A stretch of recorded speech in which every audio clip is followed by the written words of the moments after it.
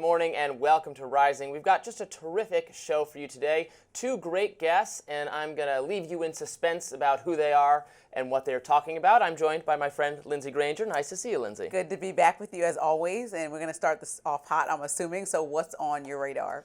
I'm sure you'll enjoy discussing this one with me, Lindsey. Here we go. Promises made, promises kept. President Donald Trump has now fulfilled an important commitment to his voters.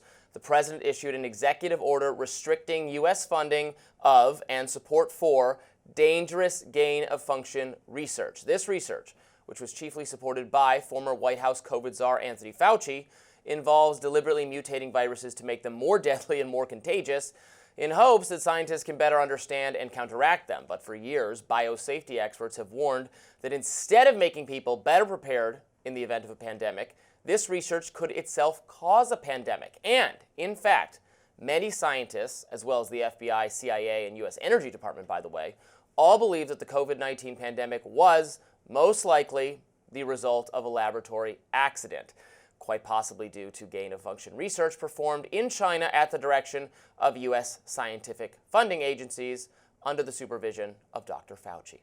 It is therefore essential that the U.S. government put a pause on gain-of-function research until there are better procedures in place to make sure there are no more lab accidents. And if this research does have to be performed, okay, well, it should never, ever, ever be conducted in unsafe conditions in a foreign laboratory under the supervision of an authoritarian regime that's careless about human life and won't admit error, like China. Trump's executive order restricts funding for gain-of-function research intended to be conducted in, quote, countries of concern, such as China and Iran, countries that have insufficient oversight, and it also instructs American research agencies to implement stronger safety protocols. These are all welcome developments, common sense developments. Now, it's probably obvious to most Americans that this kind of research is dangerous, should only be performed under the most safe and secure of conditions, if performed at all. But for some reason, the nation's foremost health officials, Dr. Anthony Fauci, felt differently and steadfastly maintained that we had to keep tinkering with viruses even as concerns about this were raised on a bipartisan basis. In fact, it was President Barack Obama who instituted a ban of gain-of-function research in the U.S. in 2014. His ban, however, included certain exceptions that Dr. Fauci exploited. Fauci personally signed off on funding for gain-of-function, even during the time period of the ban. Outrageous. Here was Health Secretary Robert F. Kennedy describing what happened in a recent interview. And 300 scientists wrote letters to President Obama asking him to shut down Anthony Fauci. President Obama declared a moratorium, but instead of shutting down his experiments, he moved them offshore, mainly to the Wuhan lab.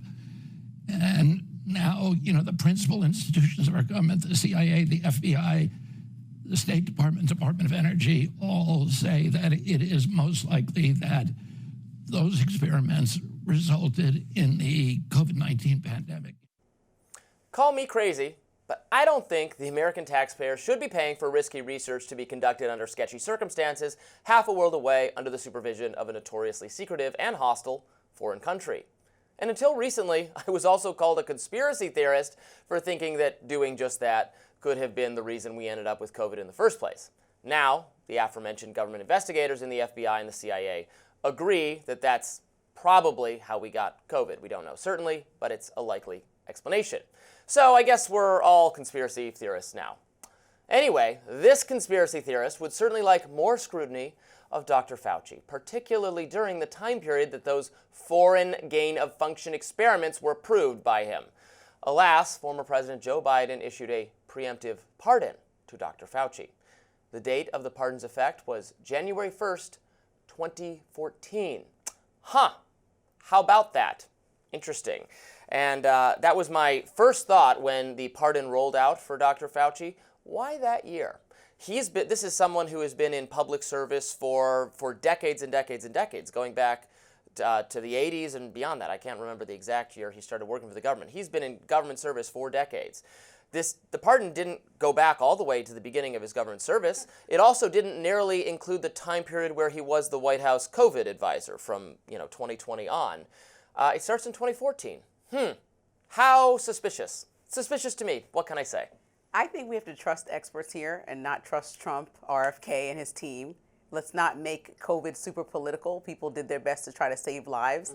This research, gain of function, is not the boogeyman. It's actually helpful to help us solve things like coming up with vaccines for the flu, and coming up with medicines that we can take and research so that the flu doesn't get out of control. It's just usually a small cold. I know it still kills people, but not to the magnitude that it could, right? SARS, these are things that have been helped by this research. So I think it's important to understand the point of this. It's not just like, oh my God, people are just experimenting like some children in a lab trying to kill us all. I think that's exactly what they're doing. No, I think that's so extreme. And I mean, we wouldn't need the cures to the things if we didn't create the diseases in the first place. It's like, yes, there's, although it is debatable, I've interviewed scientists on the show about how much insight we have actually gotten from doing these experiments, how helpful it's been. For sure.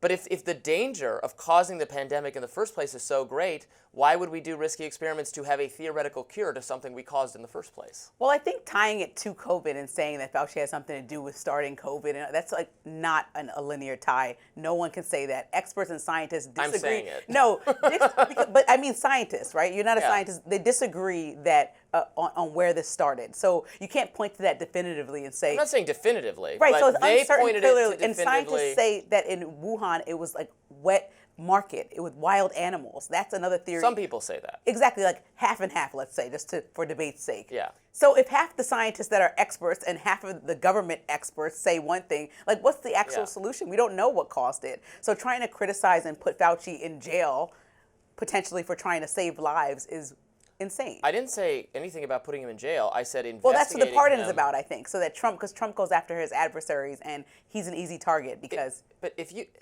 don't you think, if there's a figure, let's call him Dr. X, who during a time period where the democratically elected president of the United States, Barack Obama, a Democrat, said no more of this kind of research. I've read the reports from scientists. This used to not be a partisan issue. I've read reports from scientists saying this is very dangerous and should not be done because it could cause a pandemic. And Fauci said, okay, let me look through the fine print here and find a reason we can still keep doing this. And we're going to do it in China, where we can't actually supervise and make sure it's being done safely. And we're going to do it anyway. And we're going to mutate bat coronaviruses to make them more deadly and contagious, despite the President of the United States saying don't do that, and despite all these safety experts saying this is unwise. If it's the case, and I agree with you that we don't know for sure, there is the wet market hypothesis. If that's what caused COVID, should there not be accountability for that figure, for Dr. X? I think before we're hit with a deadly variant, the goal is to try to figure out what that deadly variant might be to protect us all. So it's not some case where we need to uncover what the secret plans were to try to ruin us all. That's what I'm saying. I think that Dr. Fauci was trying to figure out the best strategy forward in all these instances. And I think it's important to make sure that there are scientists and experts. If we have him in this position for, like you said, decades, then maybe he might know a little bit more than Barack Obama. Maybe he knows a little bit more than Trump. And maybe we should just trust that these people in these positions might be working with actual scientists to try to come up with real solutions instead of fear-mongering, because you don't know that Dr. Fauci had anything connected to do with the COVID virus and the exact linear path. So it's an argument that's all about what ifs. I really agree with that. I don't think government scientists should not ignore directions from Trump or Obama. We are a democracy. Our government is not run by career experts who get to make decisions independent of the electoral process. They get to make recommendations. Fauci can say, here's why this research is important. He can testify before Congress and explain why he thinks we should keep doing it, why he thinks we should keep funding it, why he thinks various measures are appropriate. Yes, let's hear him out. But then our elected Congress and our elected president get to decide what the actual policy is, because they speak for us, the people we put them in power. So I find this, especially with liberals who are like, oh, Trump is eroding democracy. Well, I support democracy, which is why I support the democratically elected apparatus of the government deciding what the research policy should be, consulting the experts, sure, but the experts disagree. And I don't think it should be carte blanche. It certainly shouldn't be carte blanche. I think there should be real oversight and major changes in place. But I don't think that we should pin it all on Fauci and make a big deal and make this political when it's something that is really trying to save lives. So anyway, let's talk about Canada. It's not for sale. That Canadian Prime Minister Mark Carney's message was clear yesterday to Trump, the much anticipated Oval Office meeting. That's next on Rising. Canada is not for sale. That's what newly elected Canadian Prime Minister Mark Carney stopped by the White House Tuesday to say to President Trump. Trump has been flirting with making the Great White North the 51st state for months now, something he says would benefit Canadians. Take a listen to this exchange. I believe it would be a massive tax cut for the Canadian citizens. You get free military, you get tremendous medical cares and other things. As you know from real estate, there are some places that are never for sale. That's true. We're sitting in one right now, having met with the owners of Canada over the course of the campaign last several months. It's not for sale, won't be for sale ever. Never say never. Never say never. Carney reiterated that point several times during and after the Oval Office meeting, despite pushback from Trump, something that was noticed by The Daily Show, which mocked Trump's repeated attempts to soften Prime Minister Carney's stance. Take a look. Come on, Donald, use that Trump charm to put a ring on it. It would really be a wonderful marriage because it's two places that get along very well. They like each other a lot. Aww. It's like watching an episode of Love on the Spectrum. If the spectrum was fascism. I think Donald Trump just got friend-zoned. Har har. So far, the White House has been largely silent on the issue since the Prime Minister's departure. Mark Carney, he's not someone of my ideological bent, but he's pretty good at this. By this, I mean, getting along with Donald Trump. I think Trump showed him a lot more respect than he showed Trudeau. And so that's a credit to him. It was, polite, happy conversation. I don't have an issue with it. On the Canada becoming the 21st state policy, that's actually something I don't favor for strict utilitarian political reasons, and I actually don't know why Trump wants to do it. If we added tons of electoral votes to Canada, we would like Democrats would be in power forever. It doesn't make sense. It might be a good thing. Standpoint to have Canada is substantially liberal and has a lot of people. This would be a massive state. This would be like adding another California. Why would we do that? But anyway. I think that we need to pause and stop down. Trump was playing very nicely for a country, a meeting with the country that he spent the last 5 months belittling. So that behavior, you thought that Carney was walking into the lion's den and it felt like he walked and talked to a house cat. That's how meek Trump was being.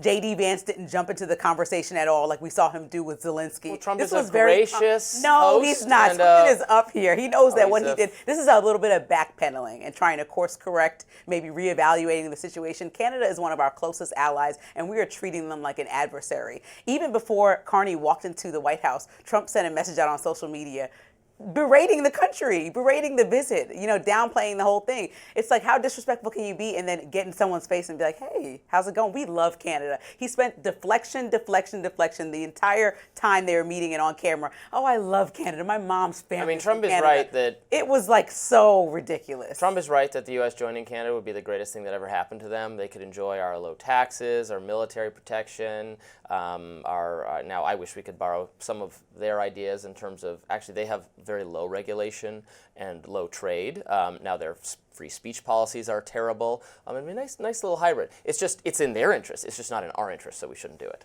And also, I think that he needs to figure out a conversation to have with Canada. 75% of Canada's exports come to the U.S., and I think that we are treating, again, somebody that's a close ally that stands by our side in times of war and friction. We're treating them like garbage. We're not treating them well, and I think in times of war, we need to. I just say we have allies. I don't think we're ever like, oh my God, thank goodness we have Canada on our side. But okay, what was the point? What did you gain from the visit? Because never say never is not happening. He said not for sale, stop joking. Even the demeanor of we can't even joke about it? Is joking illegal? Maybe it is in Canada. Well, you have to remember, Carney ran on being anti-Trump. He won because he was so anti-Trump. So you want to schmooze the man who ran on being anti-you and then come in there and joke around as opposed to being serious about how we can have legitimate tariffs with an ally. I grew up in the Detroit area, so I could see Canada from my backyard growing up. That's only a slight exaggeration. So I've always felt a kinship with our northern neighbors. I want good relations with Canada. I hope they have a productive discussion about how to bring down trade barriers, resolve some of the issues on our end about illegal crossings and other things and whatever's coming in that we are concerned about, fentanyl, and although I don't think that Canada is the main offender there, but let's have good relations with Canada. Let's have reciprocal trade agreements. The trade agreement can be very simple. We have free trade. No, they should not put barriers or tariffs on our stuff, and vice versa, and that should be the policy. It's very easy. I just worked it out just now. It doesn't have to take months to negotiate. What's with the disconnect between the way he treats other world leaders and the way that he was treating Carney? Obviously, there's like a sense of respect that he has that this man stood 10 toes down against him so vehemently. Well, Even the joke was respects that he's not Trudeau, who is just loathed by everyone on the right. But that's still a world leader that you have to work with. I think Trudeau? I know in the past, Trump is a world leader that he needed to work with, and I think that behavior is like that of a 5-year-old, to treat somebody so poorly because you don't like their attitude. I think Trudeau's behavior was that of a You're going to have to engage with people as an adult in life and in the workplace. well, they're engaging. That you. I don't know. They're doing that. It's fine. Who cares? So that the meeting wasn't weird to you at all. That Trump was very like timid version of himself. Did he have a headache that day or I something? wouldn't say think he was timid. I would say he's even his joke of like never say never. It was very soft spoken for Trump. It was very demure.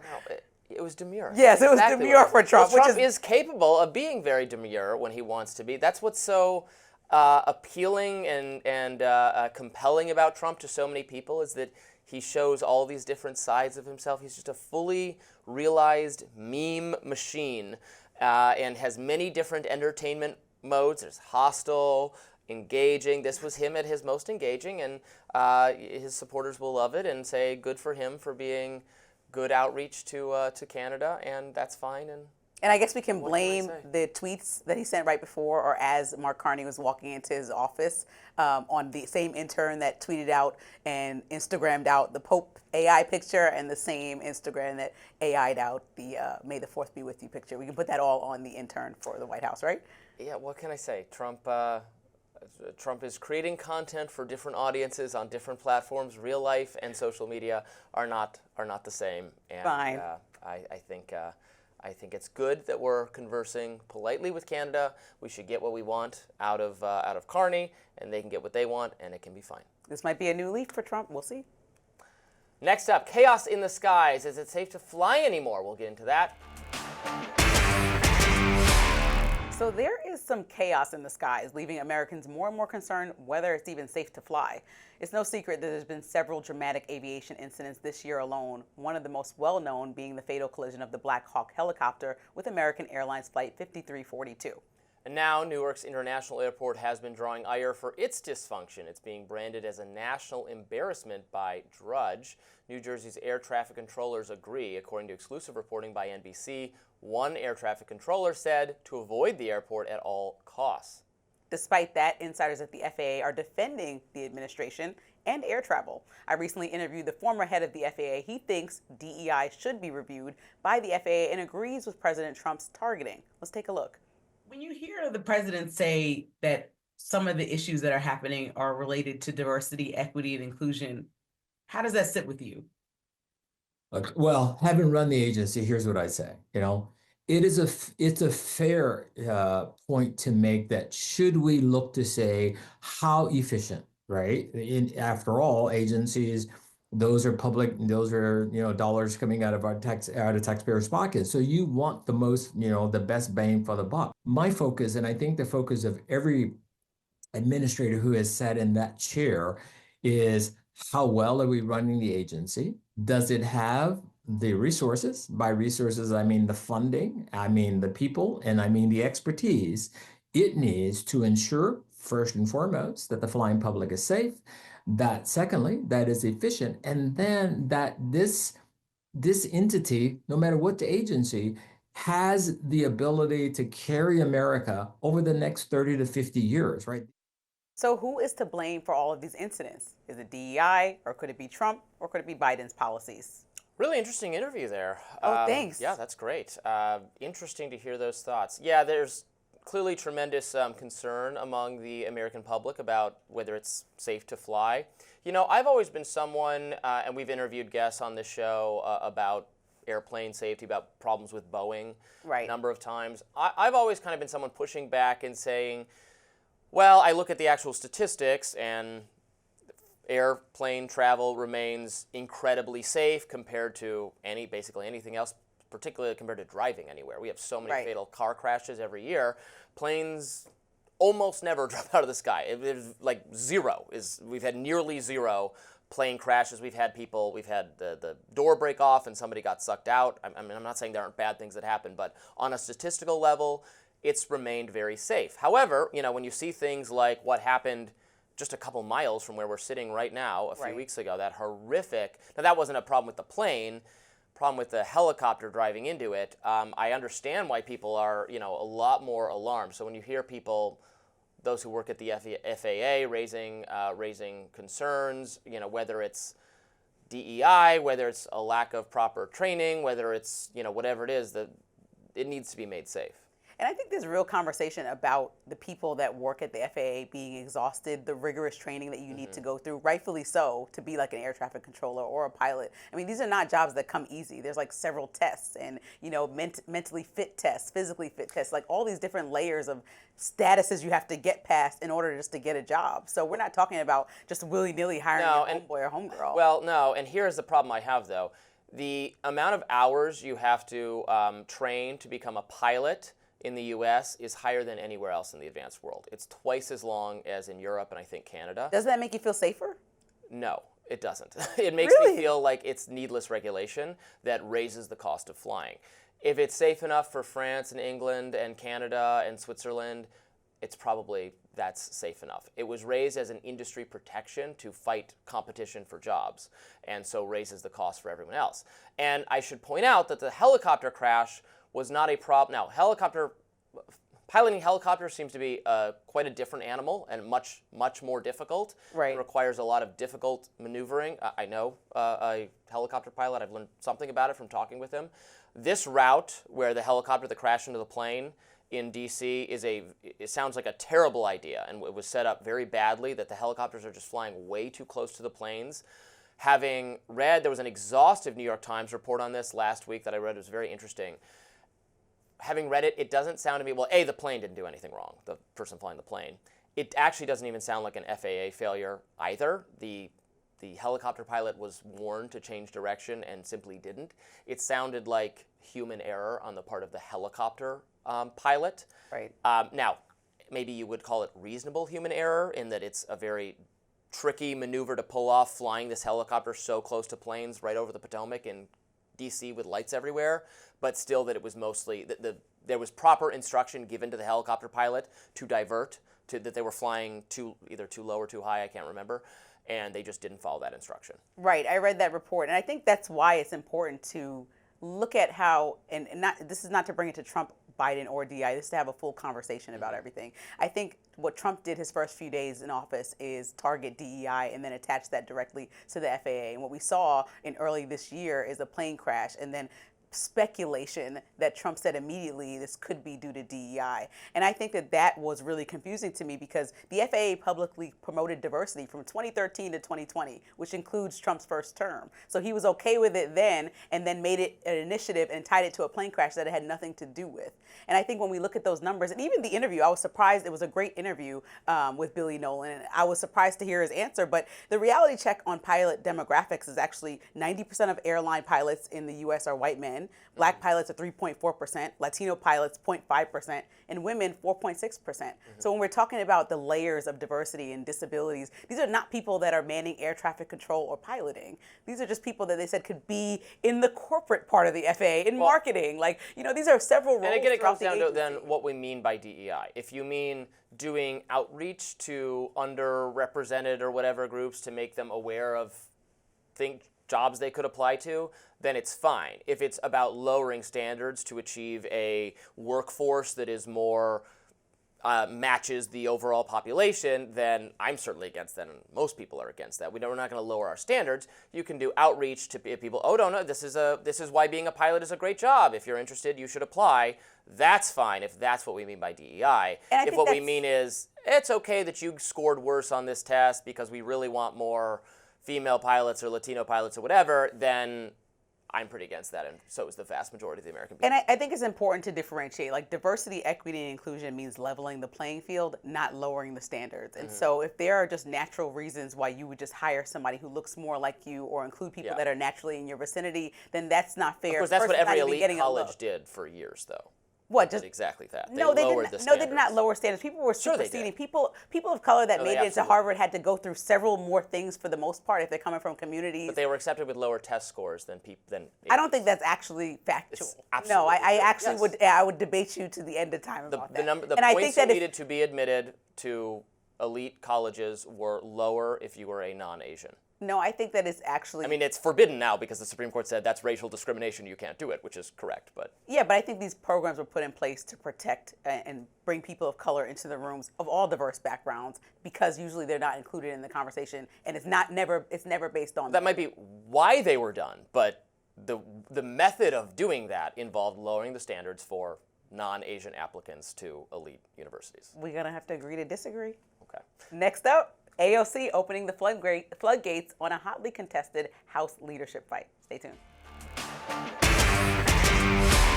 New York Congresswoman Alexandria Ocasio-Cortez says she will not run to be the top Democrat on the House Oversight Committee, a decision that could open the floodgates for a hotly contested free-for-all fight for the role.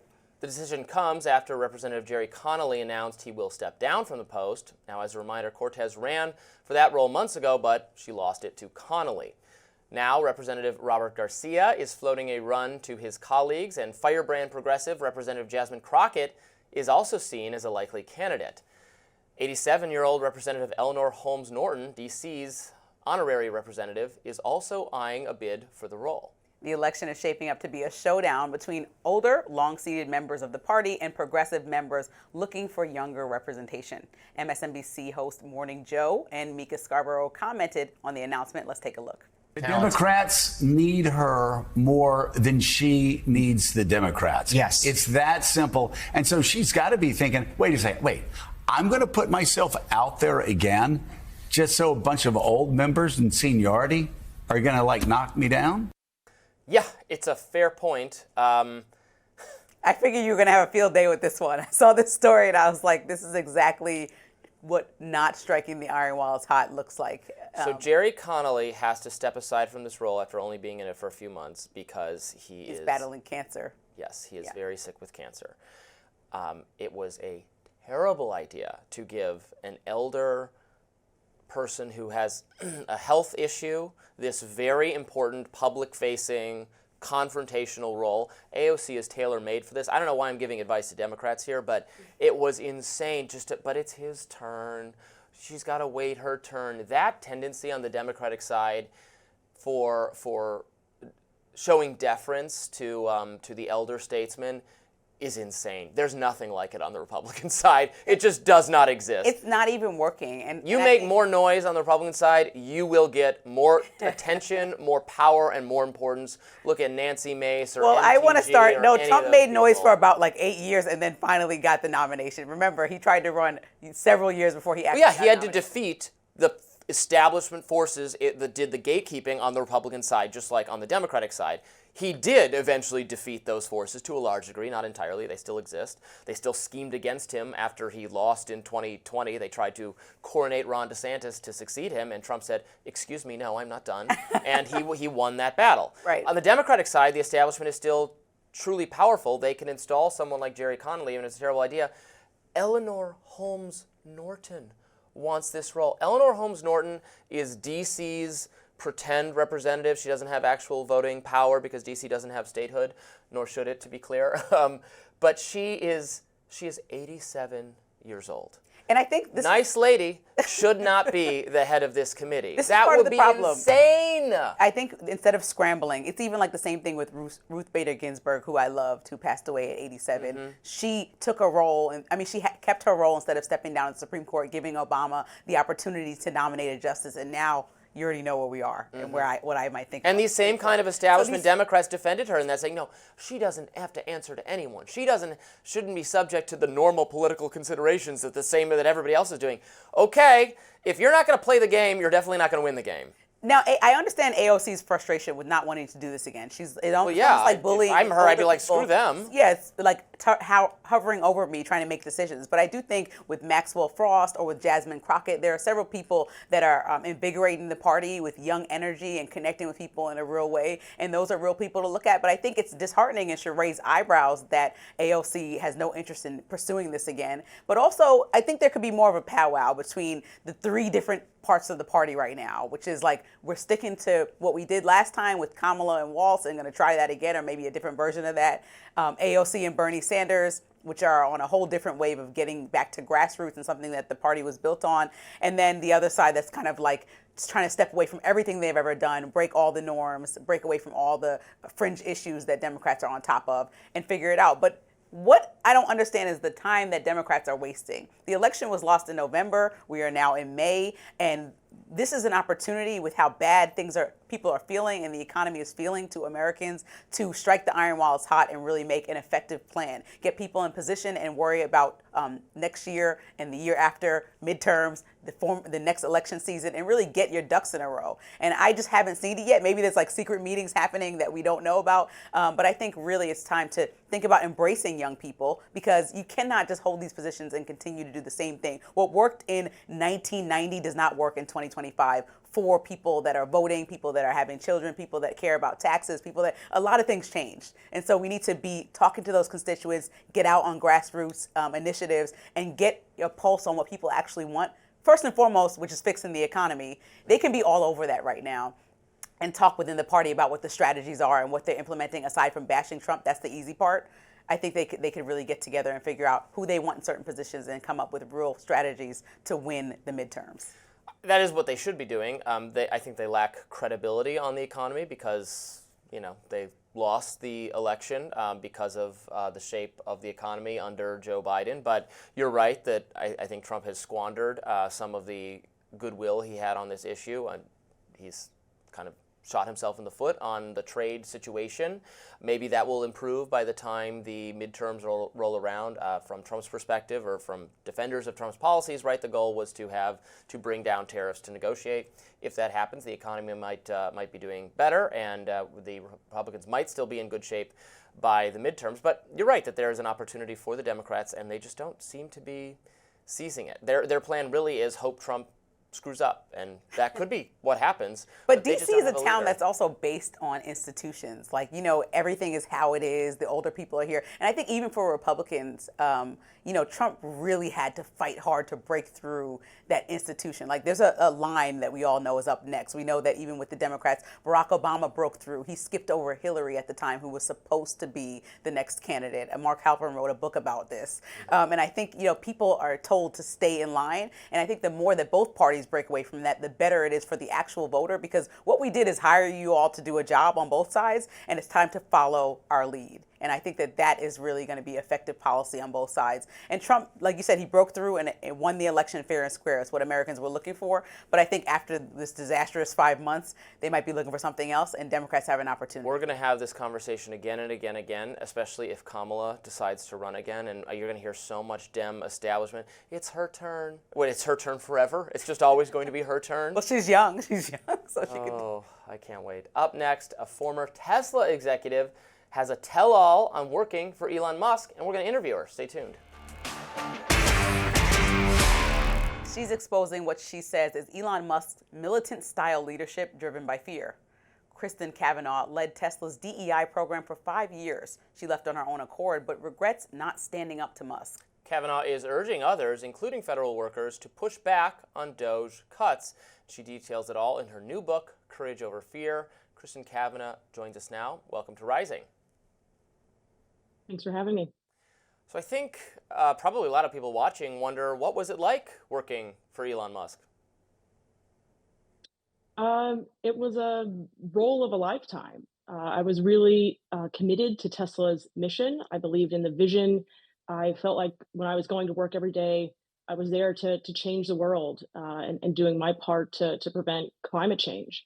But it changed over time. And so I felt a disconnect between the vision and the mission and what I was experiencing on the ground with Elon and the fear-based leadership and how he was demonstrating that and promoting a fear-based leadership style as a way to get things done. And I just disagree vehemently that you have to use fear to make progress. And so that's why we wrote the book, to really call for courage and to show our leaders that there's a better way and we don't have to lean on fear as the only tool. Can you give examples of what you mean by fear-based leadership? Sure. I mean, you think about typical authoritarian styles, right? Uh, Intimidation tactics, veiled threats, tweets in the middle of the night. That's what I experienced. For me, it was a lot of the tweeting and waking up in the morning and not knowing what I was going to have to walk into with Elon's tweet. I basically had to stand in the gap between his tweets, our employees who were rightfully outraged by some of the things that he was saying, and then a bloodthirsty media who wanted to understand how this could be happening and coming from a leader that everybody saw as so visionary. And so really standing in that moment felt isolating.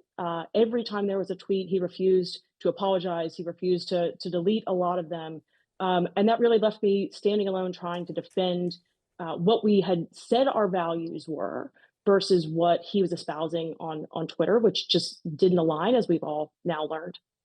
Now, Kristen, you worked at the intersection of identity, equity, and power. So what are some myths about DEI that you want to dispel and that you might be dispelling in your book? Absolutely. But I think the biggest one is that DEI is antithetical to meritocracy. That's just not true. Equity is really there to support people who are performing and who deserve to be in roles. And what it does is make sure that we're opening our eyes to all of the options for people that are performing, to be able to see them and make sure that we are giving opportunity and not overlooking them. And so I think the meritocracy line, which Elon gives all the time, is just not true. And so we see that in the Department of Defense as well. We see it across the federal government, this push toward meritocracy. What we're asking for and what we're saying is we are all better players, we're a better team when we recruit from the diverse realms of the world and when we include different viewpoints and different backgrounds and different experiences. I identify as an African American lesbian woman. I'm also a Marine veteran. I've seen the world from a lot of different places, and that meant something when I was at Tesla and giving input and advice on how we should approach different populations. And so that's really what DEI is about, is making sure we're making space for all of those views and all those values to be heard and mean something inside our companies and inside our country. I guess to push back on that, I've never heard someone going against DEI say that anything you just said is objectionable. Making sure people who've been underrepresented. Lindsey and I just talked about this with respect to air traffic controllers and pilots and those kinds of things. If people are underrepresented because they don't know, or they come from groups that are underrepresented because they don't know about job opportunities or educational opportunities, I don't think anyone on my side is saying don't do outreach. Outreach is fine. The question is about lowering standards to achieve representation that more reflects the levels of the population. That's what I think people who oppose DEI are talking about. Yeah, that's an absolute myth. Take the military as an example, right? You hear all these people talking about how the military lowered standards for women to move into combat roles. That's just not true. And so they're using that same line to attack corporations who are also not lowering standards for people to get in the door. And so, I think I respectfully disagree that any standards have been lowered or are being lowered, or that that's even the idea around equity and inclusion. The idea is making sure that people have a shot at an opportunity. If you perform, you get in. If you're not ready to perform, that's okay. You can learn and you can grow and you can step into a role. But this has never been about lowering standards. And I push back vehemently against anybody that says that that's the case. Now, in a time where DEI roles are being cut across the country, what still gives you hope? And what do you tell somebody that may be in a role at a company that wants to speak up about these type of initiatives and feels like they have to be silenced? Absolutely. I think you look across the board at companies who have put anti-DEI proposals to shareholder vote. That's giving me hope right now because they're all failing. And they're not only failing, they're failing big. And so if I was in a DEI role, that would give me hope that not only I have the backing of shareholders, I have the backing of the leadership that's willing to put that forth to shareholders to prove a point. And so there are some companies that just aren't in that position, right? And we have to be honest about that they aren't willing and their values are being tested. And so that can feel hopeless for some DEI leaders. But what I'm asking for specifically in this book is for people to have courage. Right now is the time for all of us to have courage and to do and say the thing that feels hard and to do and say the thing that might feel risky. And somebody has to be willing to step up before it's too late and our corporations have slid too far too far toward authoritarianism and fear-based leadership and the ability to wash DEI out of our business practices. And so that would be my ask. Stay strong. There are companies out there that are proving that DEI is a solid business practice that is helping the bottom line. And you have to be able to show the courage to talk to your team and willing to stand up for what you think is right. You said a moment ago that there is not different standards in the military. I don't personally have the information to contradict you, but I'm just searching, and the mainstream sources, the Associated Press, Seattle Times, I'm reading from, say that in 2022, the Army eased the grading standards for women and older service members. Other branches of the military have different fitness standards for men and women, and Hegseth has gotten rid of that and faced some criticism. Am I missing something there in the analysis I just presented? There have always been different standards for men and women across the board. What I'm talking about is in special operations, where people have said that, or there has been chaos around people saying that the standards for special operations and opening combat roles for women, the standards were lowered for women to be able to take those roles. That's not true.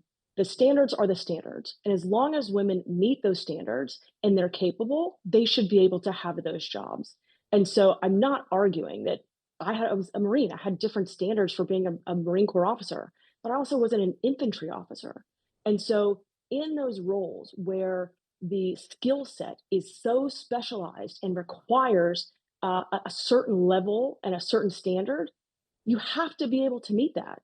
And the military is not changing those highly specialized roles for women to be able to step in through a side door or back door. It's just not true. The honest answer is women are going to Ranger school and women are stepping up and they're passing. That's what we need to focus on. Kristen Kavanaugh, thank you so much for showing your courage over your fear. We appreciate you joining us. Thank you.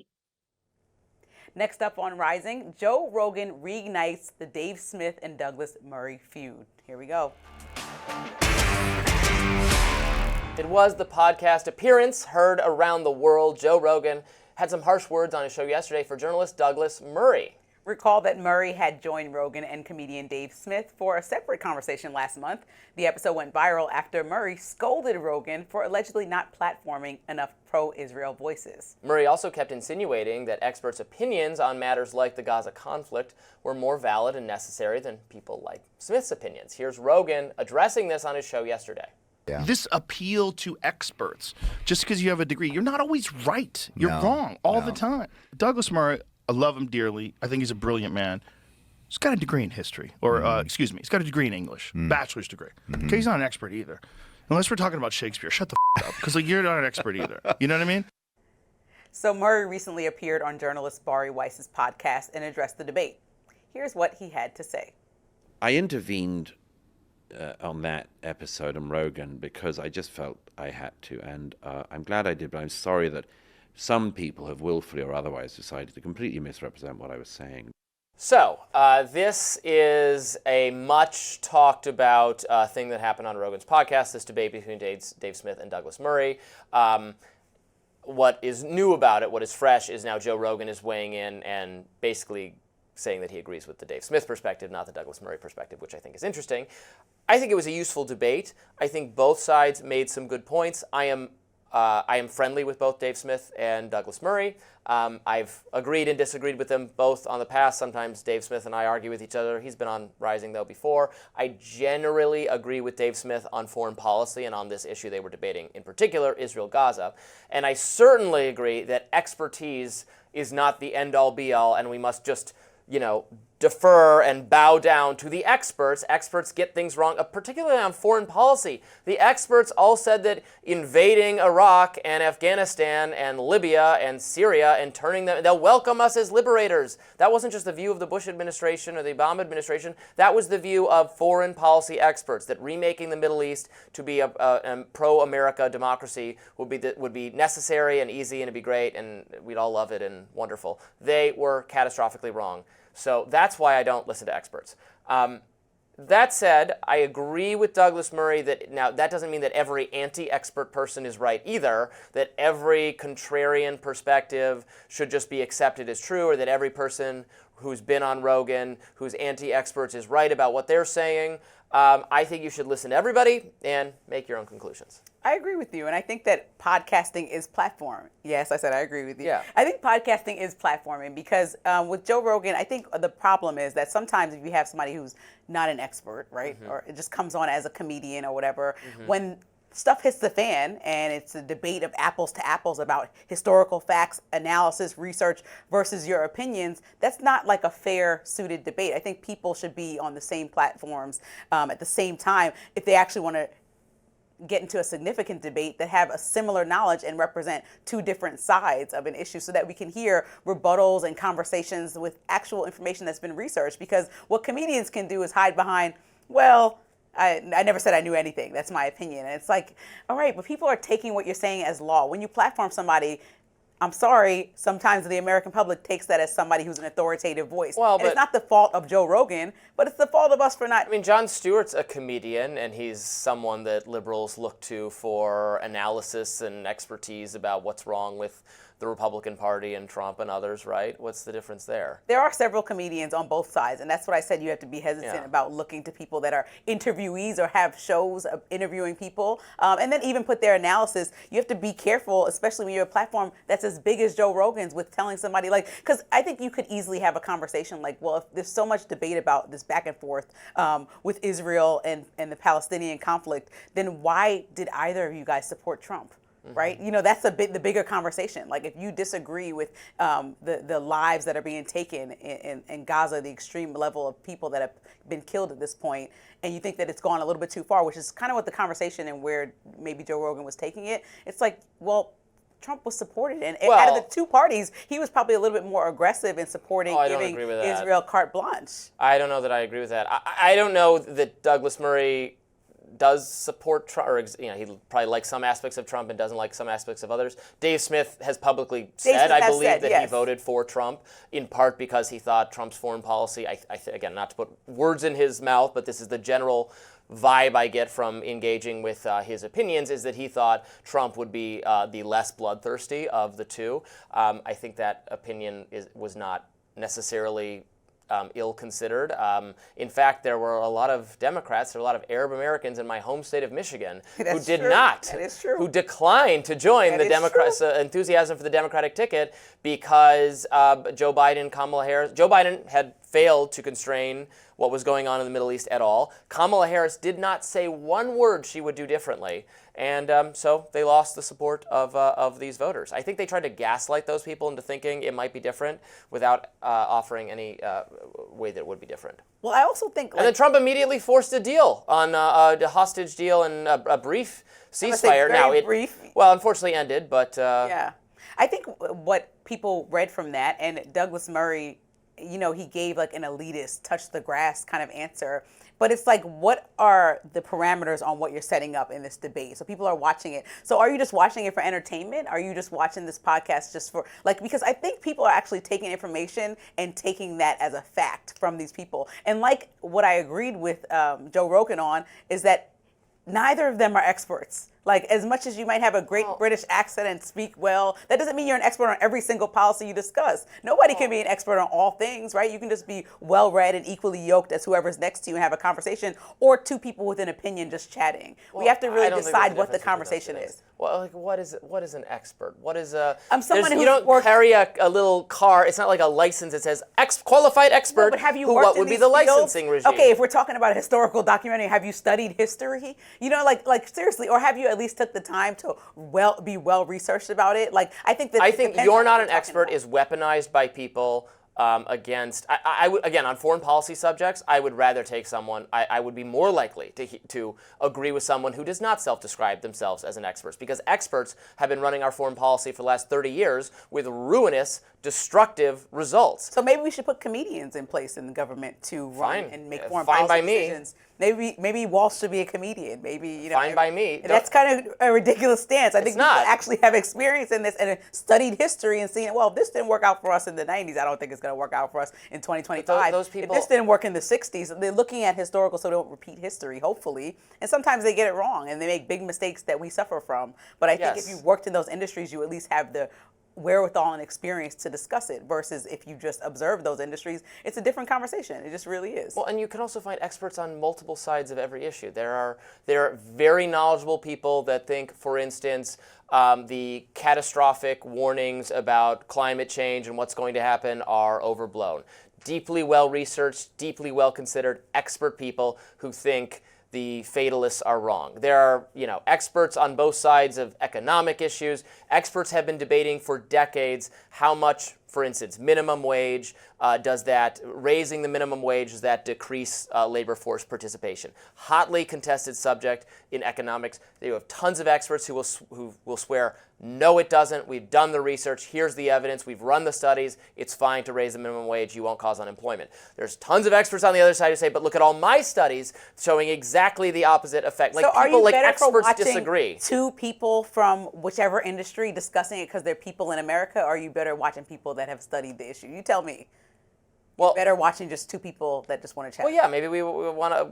It's not wrong to platform or consult experts as well. It's just that being an expert is not predictive of being right. I would say that it would be better in some of these interviews where more amateur people are spouting off if they get more pushback from the host.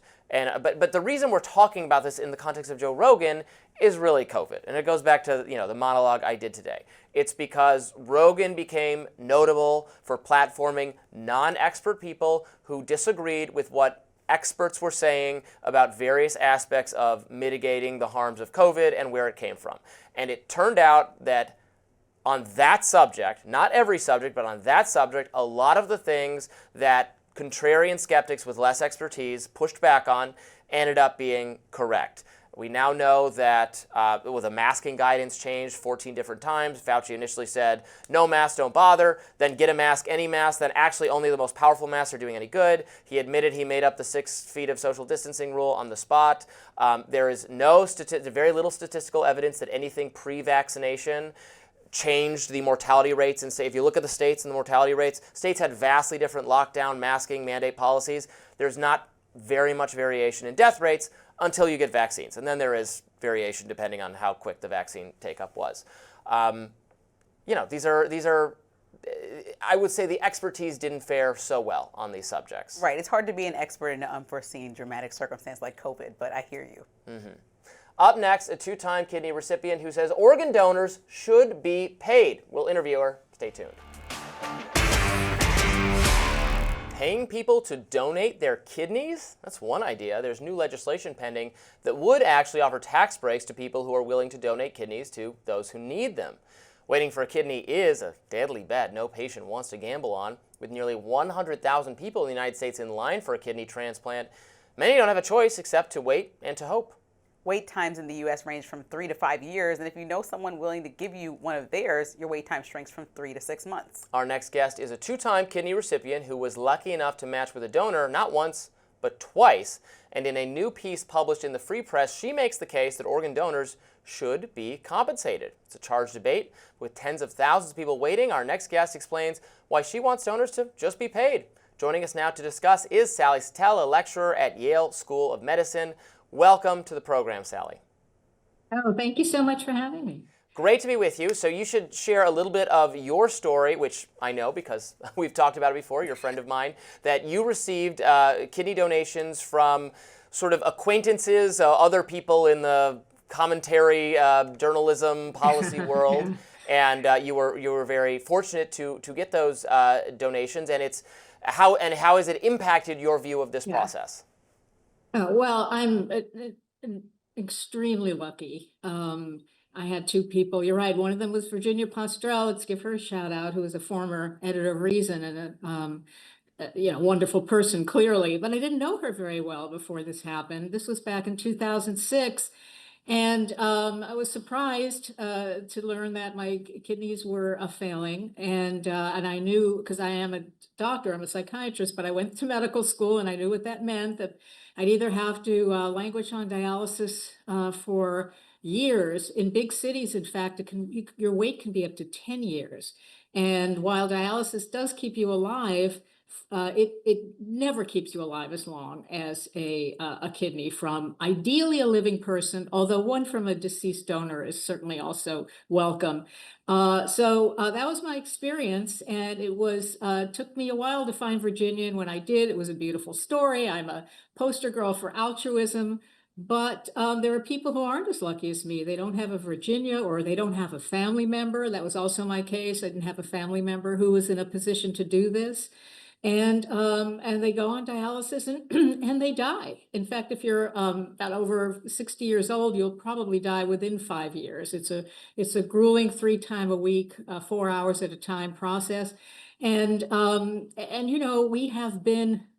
government has sponsored I'll just say the waiting list.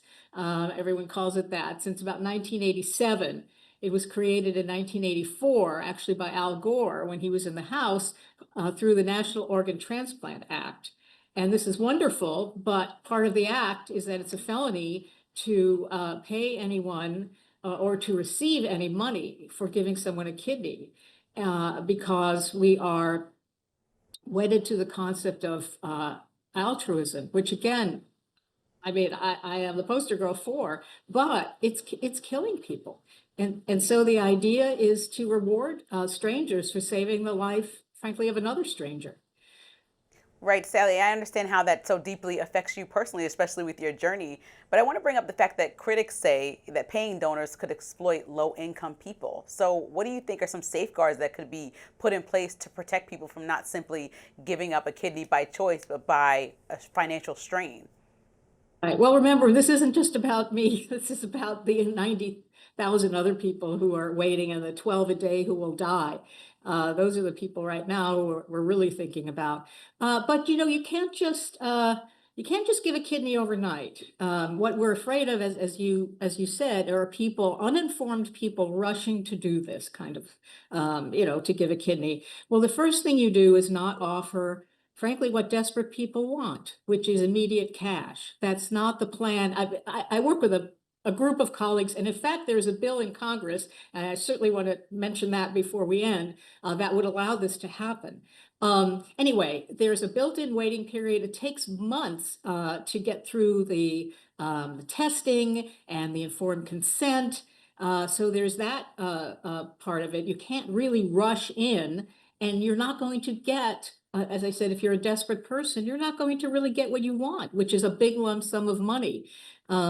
The particular bill that's in Congress, called the End Kidneys Death Act, that was sponsored by New York Representative Nicole Maliotakis and California Representative Josh Harder, that would allow for a $10,000 refundable tax credit annually for 5 years. And that would be people's reward for saving, really for saving a life. There are few other ways you could save a life so immediately other than rushing into a burning building, and dragging someone out. People should be rewarded. We've tried everything for over about 30 years. We've begged people to sign their organ donor cards, and about 60% of Americans have. but not everyone dies in such a way that even if they sign their card, allows them to become an organ donor. And we actually have programs. One is a federal program that reimburses people for their travel, for expenses that a donor might incur. Because you can imagine a person wants to donate, but they can't because they can't fly across the country to be with, to go to the hospital. And we do all that, and it's not enough. Right, and I think there's a focus. I understand people's concern about, what if desperate people are going to, start cutting off body parts to sell them, and that would not be ideal. Although we could get into very philosophical arguments about, well, who actually owns your body parts, if not you. But the focus on that, rather than the focus on that, lots and lots and lots of people are dying waiting for organs. And that could be ameliorated by a incentive system to donate your kidney and then to receive something for it that could help a lot of people who are going to die otherwise. And it's like people are ignoring that because this idea of selling parts of you sounds icky, but we got to live in reality.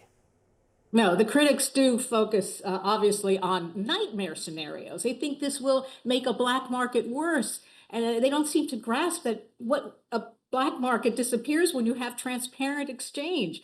They also seem to overlook the fact that everybody else in this whole process of donation, the doctors, the hospital, and if it's a deceased donor, a special procurement agency, they all get paid, everybody. But the person who is taking the risk, surgery is a risk, and giving this precious thing of value, they get nothing. And you know what?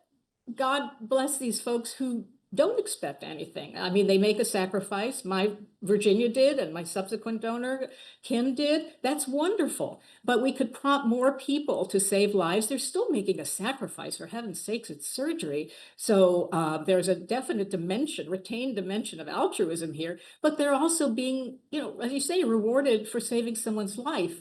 And one more thing I should mention is that if you want to get green eye shade about this, every person on dialysis costs about $82,000 a year to support from Medicare, the end-stage renal disease program.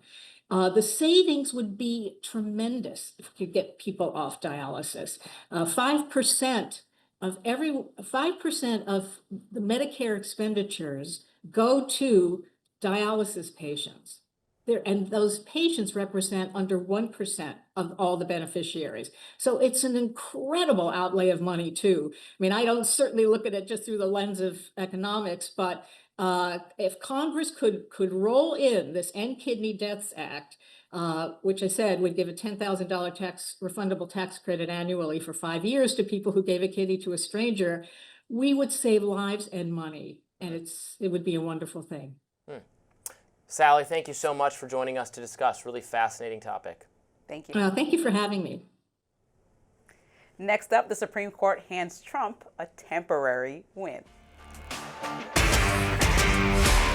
The Supreme Court handed President Trump a win yesterday. For now, the 6 conservatives decided to let President Trump keep his ban on transgender people serving in the military. Since this was an emergency application, the justices gave no reason for their ruling. In March, U.S. District Judge Benjamin Satel blocked the Defense Department's policy. Satel ruled that the harm caused to transgender service people was much worse than the potential harm caused to the military. Then a panel of appeals court judges declined to pause Satel's injunction. This led the Trump administration asking the high court to intervene. White House Press Secretary Caroline Leavitt wrote on X, "Another massive victory in the Supreme Court. President Trump and Secretary Hegseth are restoring a military that is focused on readiness and lethality, not DEI or woke gender ideology." Meanwhile, Congresswoman Pramila Jayapal wrote, "This is a horrible ruling and will block brave Americans from serving our country. Trump's action is based in hate and cruelty, and it does nothing but hurt our military readiness." What do you think about this, Lindsey? I love how Caroline Leavitt and Trump always use the massive, the best. It's a how temporary. You gotta sell it. It's a temporary thing.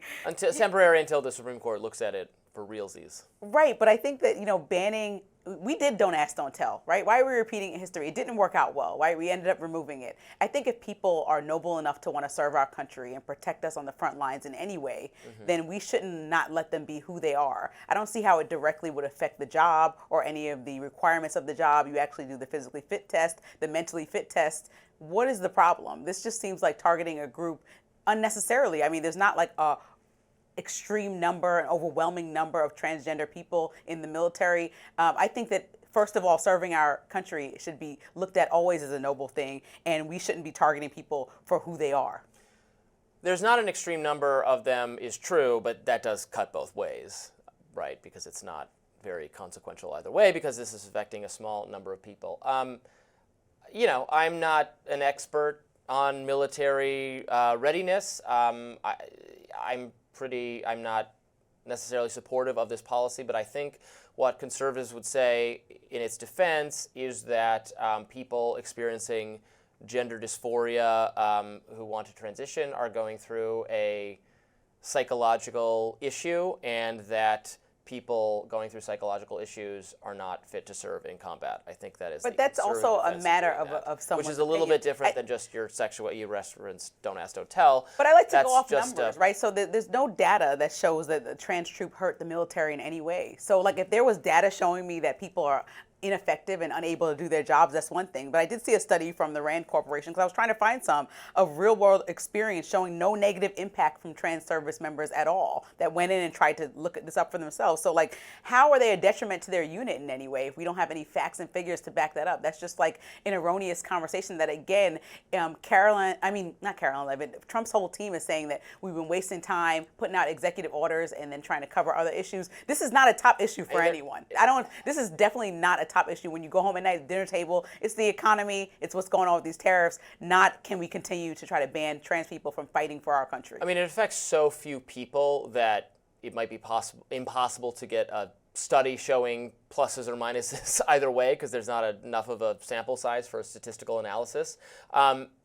Look, if I was in charge of the Pentagon, would I prohibit trans people from serving as in roles in the particularly non-combat roles? Maybe they want to argue for combat roles. It's not wise for whatever reason. No, it's not really my policy, but and I don't even think it's really what. Obviously, there is tremendous blowback on certain transgender activist issues in terms of having trans people in sports, or biological men in women's sports, where they do get an unfair advantage depending on the sport, depending on the circumstance. And while that might not be as much of a kitchen table as the economics, I think it does clearly matter to a lot of people. It's been a losing issue for Democrats. It's hurt them that they were perceived as the party that was trying to delete the category of women's sports and make things more uncomfortable for everybody in school locker rooms and bathrooms and that kind of thing. That's the area of this conversation where I think there was probably room for some corrective policy. With regard to the military itself, if this is affecting a small number of people, and I don't know that, I would not assert that being trans is some kind of disqualifying factor, although I know what the people who are saying in defense of the policy are saying is that since it is a psychological issue, we don't want to admit people into combat roles who are suffering from psychological issues. Trans people are fully human and they're fully I'm not Americans. denying that. They're fully human and they're fully all the same American. accommodations. And so what I'm saying is that we are slamming the door in a patriot's face. These are patriots that are fully human, fully American, and we are slamming the door in a patriot's face because we disagree with something that is personal to them. Okay, even but we though have they to are have able to performance do their job. standards. They're not underperforming. There's no study, even with a small test sample, there's no proof of units reporting complaints about their performance for trans people. People have looked for this to defend the claims that are being made. So this is a non-issue, is what I'm saying. And I think when somebody has the dignity to serve their country and serve in those type of roles, slamming the door in their face is so Well, I don't know, but we just ridiculous. argued with a guest today, the ex-employee of Tesla, about, this is actually the second time this has come up today, combat readiness standards. Well, third time we're talking about expertise, second time we're talking about combat standards. And the guest we had on was saying that there aren't different standards, or the standards haven't been lowered. And I Googled it, and they absolutely have. I don't think you can have two arguments, right? If men and women have two biologically different makeups, and that's why people are arguing that trans sports need to be equal with born women with born men, and born men playing against one another. That is an argument. But to say that women should have the same exact rigorous standards as men going into a military job, it's like, okay, they should have the standards for them, just like when you're in gym class as a child. When we had to run a certain mile, we had a certain amount of time for women, and men had a certain time. Men and women Wait, are let me different. finish. That allows you to complete it at a standard that's right for your makeup genetically. No, I agree with that. And so I think to say, to conflate those two things is not a good argument, because we're saying that these people are going into roles and just doing their job. There's nobody that's actually stopping them. They meet the qualifying factors to get the job. So how is it hindering them in any way by being man or woman? How is it hindering them from serving the country? Men and women are different biologically, physiologically, have different physical abilities. I think the argument is just that there should be a minimum. There should not be a different standard for combat. This is how physically fit you have to be to serve in combat. If there are any women who can cross that bar, great. God bless. You're in. There are going to be statistically very, very few women who can. Now, there are other roles where that physical fitness, even in the military, are not going to matter. We have all sorts of administrative roles, we have medical roles, we have all sorts of things where absolute physical ability is not going to matter. But for our, combat ready, if it's the case that you have to be able to do however many push-ups, men and women cannot, on average. Now there are outliers, certainly. I can. You can. Maybe you can do more push-ups than me. I wouldn't rule that out. But it's not we're used to superhero movies where there's the Black Widow, Jane. Scarlett Johansson character who can leap off buildings and has just as much physical ability as anyone else. That's in made-up stories. That's not in real life, where there's extreme variance between men and women in terms of physical ability. And I just think we're going down a slippery slope and a little bit of bigotry to try to isolate people that just want to serve our country. I think that Trump has much more on his agenda to handle right now than this. Fair enough, and I'm not even really disagreeing with you. I mean no malice to trans people at all, and if it were up to me, I'm sure there are plenty of roles they can serve in, like gay people or women or anyone else in the military. So that's fine. We'll see what the court eventually says about this. Temporary. That does it for us today on Rising. Be sure to like, share, and subscribe so you never miss any content. And for those of you who like to listen while on the go, we're now available anywhere you listen to podcasts. We'll see you tomorrow. See ya.